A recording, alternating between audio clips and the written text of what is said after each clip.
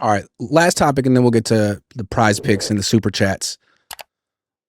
We're 10 games into this season. There's the players the Niners thought they needed to play and the players the Niners really do need to play.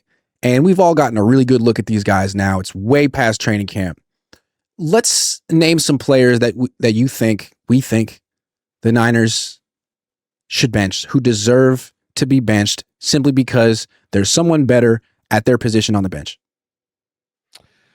I would definitely bench Brendel. To me, I mean, he gave up he made 8 tackles this week. The week prior, Dexter Lawrence made 1.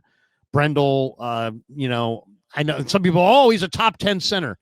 You know what? Liars use stats and stats lie. And I can find any stat that tells any story I want to tell, including that one. So my eyes tell me Brendel, give me an example. 49ers, 4th and 1, game on the line. Do they run it up the gut behind Brendel? No. They ran wide and couldn't get a first down because Luke Farrell couldn't hold his block against Agent Zero, Byron Young, and so McCaffrey got stuffed. And who ripped it? Baldy. And you know what he said? He's like, dude, you can't run wide in this league. You got to run in the A-gap. And the reason they didn't run in the A-gap is because they don't believe in their interior. And if you don't believe in your interior, why should I? So Brendel out. And either Hennessy or Nugent in. That would be the first decision I would make. That's a good one. I'm going to stay on the offense. I've been talking about this for a while. Last year, I was saying they should bench Juszczyk and go to Jennings and have like a 3 wide receiver offense. Now, I feel like, why don't you follow the trend of the league? It's a copycat league. Why not bench Juszczyk and Jennings? Jennings he's had moments, but I feel like it's been mostly bad moments. Why not start the 3 tight ends?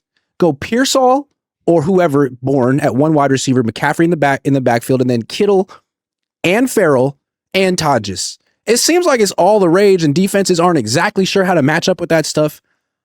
I think that's an interesting thing. I mean, maybe not start with it, but that should be a package that they start to introduce to their offense. Well, the 3 tight end offense. I don't know if it has to be 3, but how about 2 tight end? I mean, 12 personnel would work. I mean, especially in the red zone with Kittle and Tonjes. Both of them have really good hands. So that makes sense. I'll give you another one that I would like to see. Especially considering your top 2 wide receivers are the McCaffrey and Kittle anyway. Go ahead. I'd like to see Jordan Watkins put on the field. I really think this is the slowest group of wide receivers in the entire league. And I like Kendrick Bourne, but you got to have Kendrick Bourne or Juwan Jennings, not both. And if you have both, you're too damn slow. So I'd decide which of those guys you want to play. And put Jordan Watkins out there and throw the ball down the field and get the ball in this guy's hands. He's got 4.37 speed, and you're not utilizing him, and he's polished and ready to contribute. And he's sitting there in the corner of your locker room, and you're not using him. So I absolutely would use him.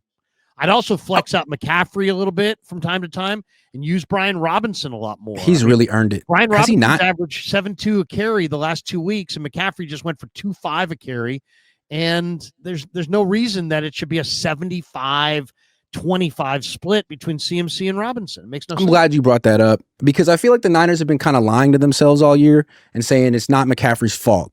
It's the blocking. It's the fact that Kittle's not out there. When Kittle comes back, all of a sudden he's going to take off.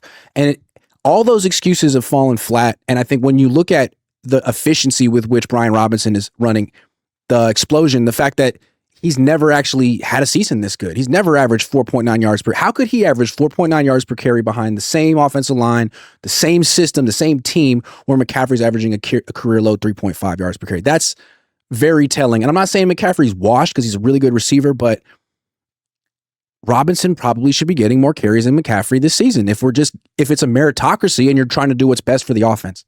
Yeah, I mean, I got all their moves that I would make as well. I mean, I would definitely want to see C.J. West and Sebastian Valdez over Kevin Givens.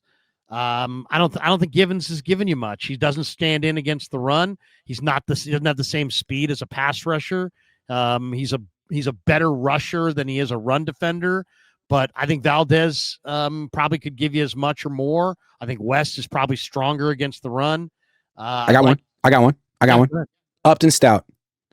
Look, he's not getting better. He might have a bright future. But again, if Nick Martin can't play because Curtis Robinson is better than him, then how about playing Chase Lucas? He's only been good in every situation he's been put in. I would even think about starting him next to Lenore and then moving him into the slot and bringing in Renardo Green as the number 3 corner in nickel sets, because the Rams were not scared of Renardo Green at all in this last game. They went after him a lot.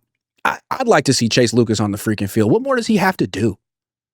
Yeah, I mean, he's played well in a limited sample size for sure. I'll give you another one that I like. I want to see Marquise Siegel. I mean, to me, Marquise Siegel is better than Jair.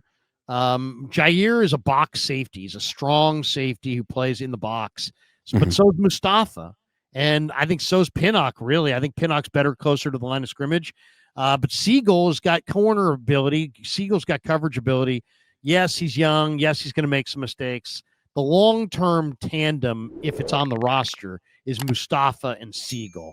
And so I would go with those two guys.